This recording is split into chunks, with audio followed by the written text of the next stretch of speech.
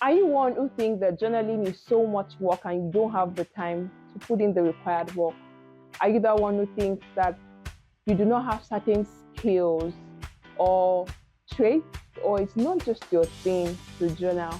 Then you're making a huge mistake and refusing yourself from using the superpower of journaling to win on your journey of becoming.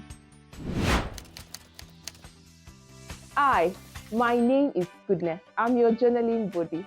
If you are meeting me for the very first time, welcome. And if you are a returning subscriber, welcome. Here I share insight about journaling and how to use it as a superpower to win on your journey. In today's video, I will be sharing insight on mistakes people make in approaching the journaling journey, right? What mistakes have you been making? What are the things that you've been doing that have been excusing you from maximizing the superpower journaling to win, right? I need that one who feels overwhelmed already. I need the one who feels like, oh, I have to be skilled in this, I have to know this and that before using the superpower journaling. Then you will get to know better in this video and how to correct those and begin to maximize journaling as your superpower.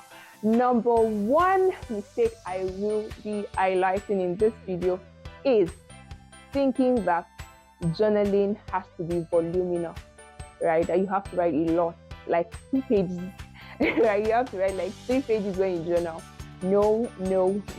That's a huge mistake you're making. And I know that's a mental thought. You're just thinking that that's a lot of work. 2 pages, I don't even have the time to sit down. That's not what journaling is. It's not about the volume, it's about the quality of what you're writing and not the quantity of it. It could be 2 lines, it could be 3 lines, it could be a sentence. What is paramount is that you're consistent at it and you are imbibing and creating an atmosphere of a serene atmosphere that allows you to communicate your thoughts and gives you clarity. And so do not think of journaling as work to be done, right? Do not think of it as that's a lot of things, a lot of time that I do not have, that I have to put in because I have to journal, right? Begin to think of journaling as you stating that which is important to you. If you start from that standpoint or with that posture, right, you would see yourself stay consistent regardless of thinking, regardless of that mental thought of, oh, it's a lot of work. So it could be you just writing 1 line, 2 lines, right? It could be you just thinking something that is important, a thought that you had, something that you want clarity on, something that you want to get done, right? A plan on your mind. Start like that.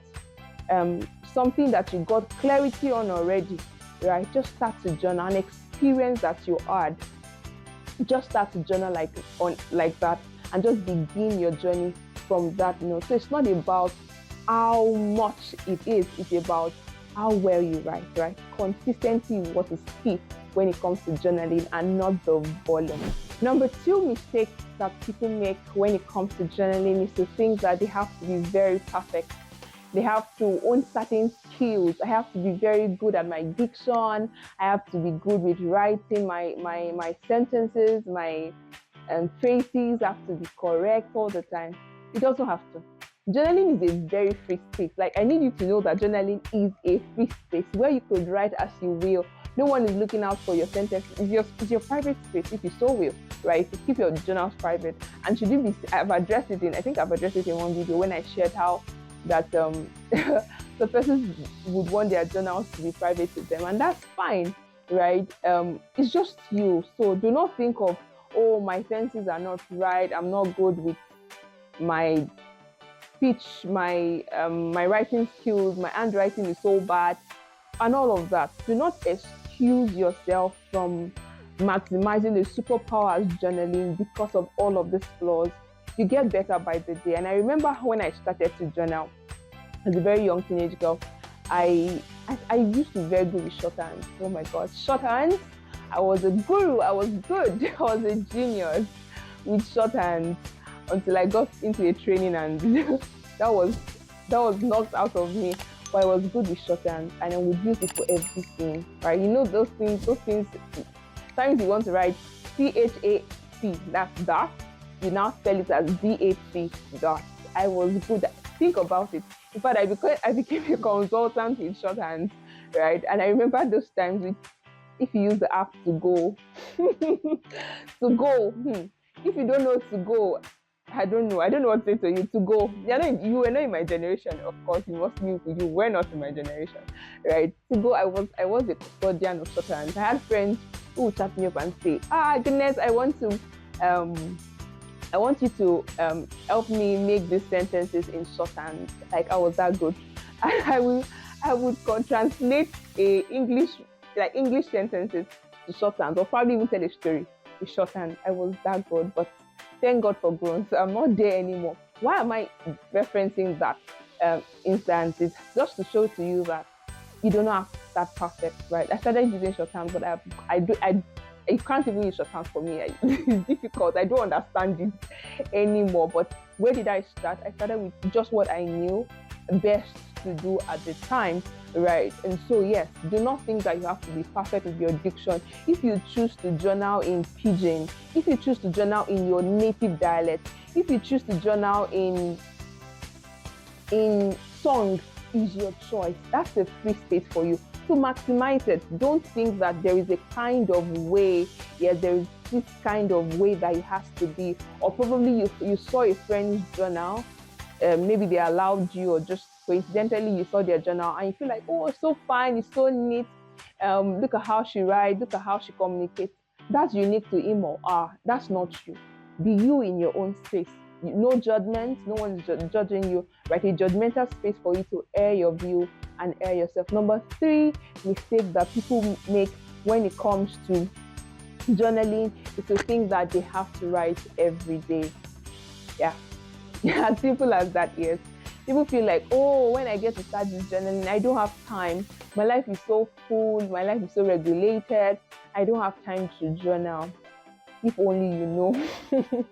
If only you know, and I'll make you know in this video that you really do not have to journal every day, right? What is important is that you're consistent with it, and consistency doesn't mean every day, right? Do not think of consistency as every day. Consistency means that you do that which you've decided to do every single time. There's commitment you have towards it. So if you choose to say that on Tuesday evenings I'm going to journal, on Tuesday mornings I'm going to journal, or you pick certain days of the week and say I'm going to journal, or if you're and that person who journal on the go, right? Probably have a pocket-sized journal that you have in your handbag or your back pocket or your bag, whichever place you could keep it, in your office drawer, anywhere, right? You just journal on the go and quickly drop an insight into it. I used to, yeah, I still do that actually, right? And maybe when I have to elaborate that light or insight or whatever it is, when it's my journaling time, when I have that me moment, me time, and I take it out and begin to expound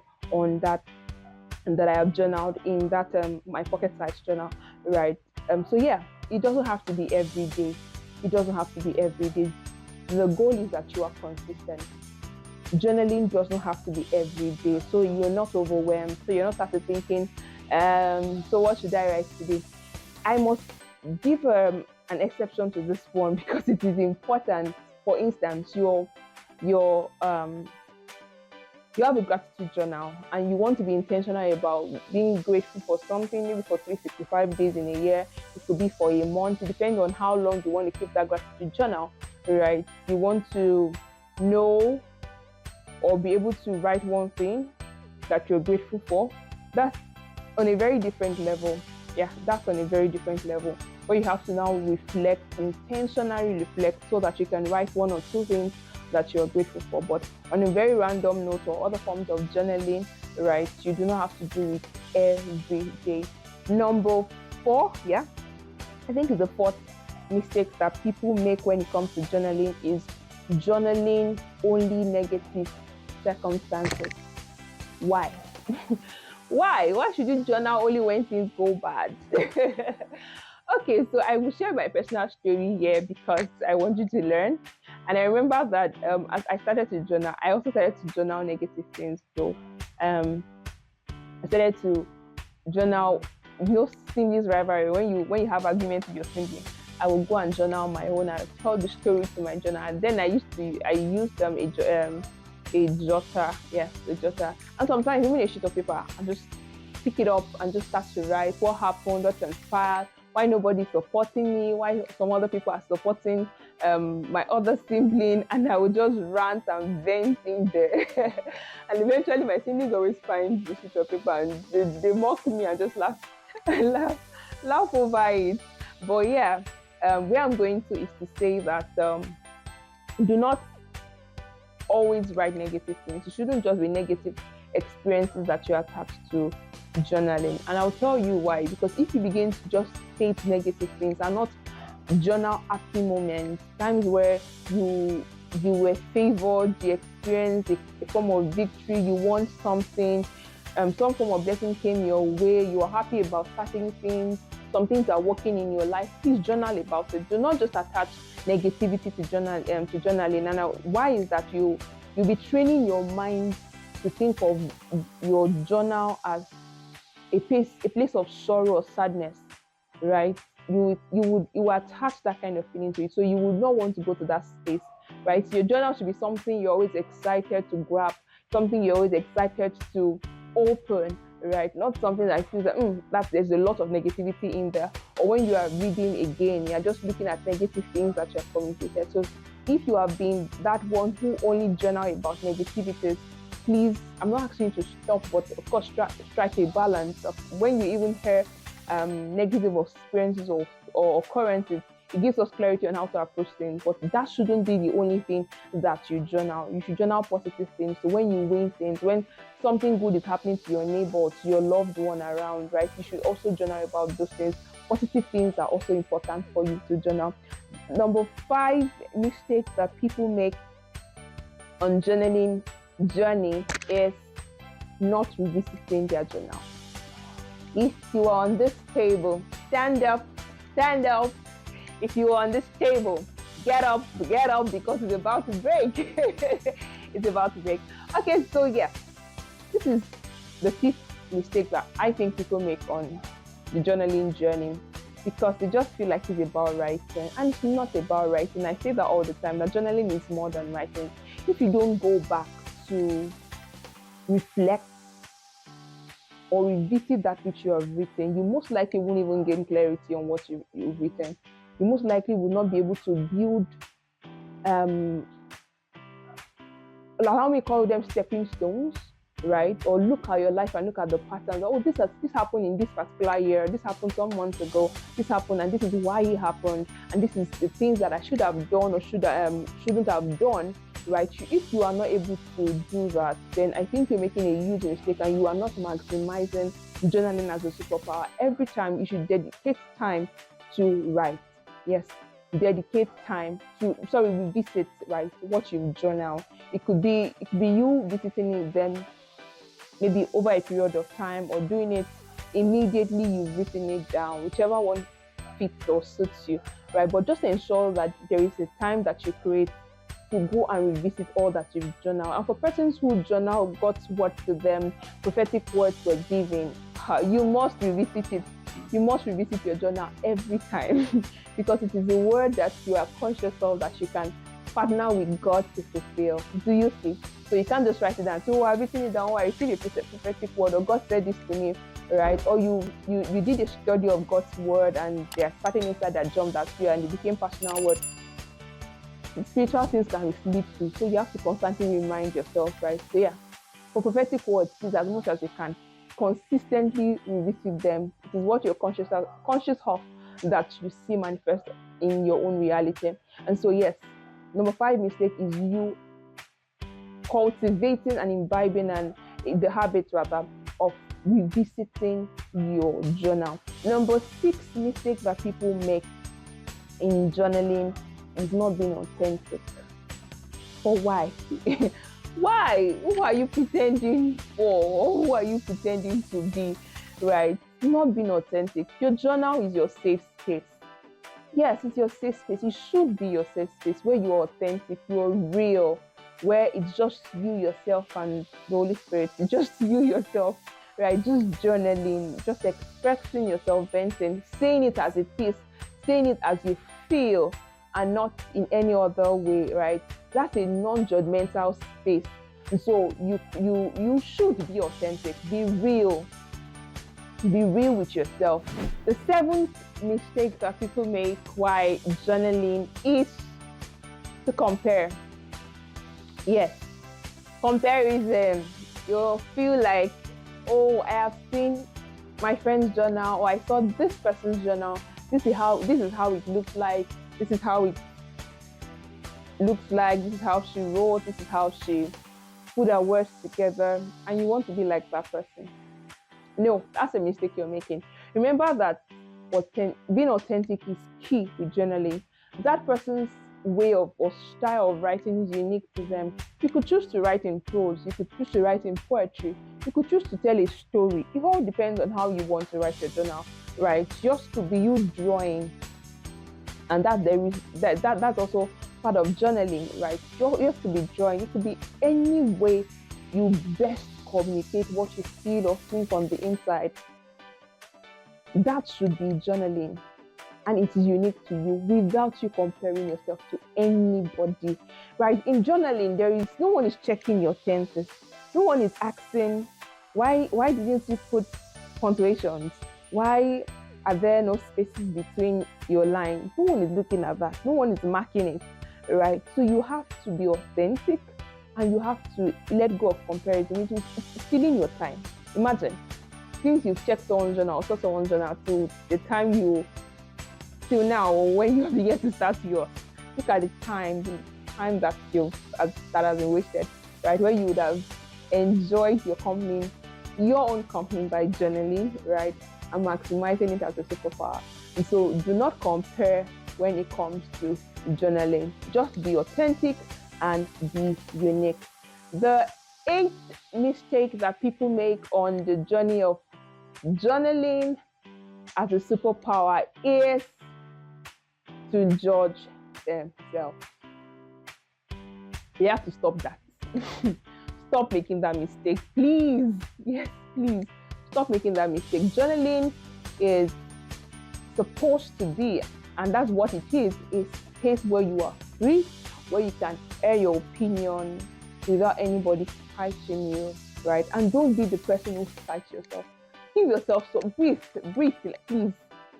Just allow yourself to express yourself. Don't judge. Don't say, oh, this that happened. Am I saying that you should not give a closer look at whatever your thoughts, how your emotions is, or whatever it is that you've journaled about, so that you have clarity about them? No, that's not what I'm saying. I'm just saying that don't judge, right? Don't start to castigate yourself. Don't start to point fingers at your own self and say, yeah, I should have done this, I shouldn't have done that, I should have. No. Don't start to feel like that, right? Are there ways you take correction? You should take correction, but then do not attach that as a constant when it comes to journaling. If you do, you'll be making your mind think of journaling as a distorting space to be. If I get into that space of journaling now, I'm just going to hate myself. I won't like myself anymore.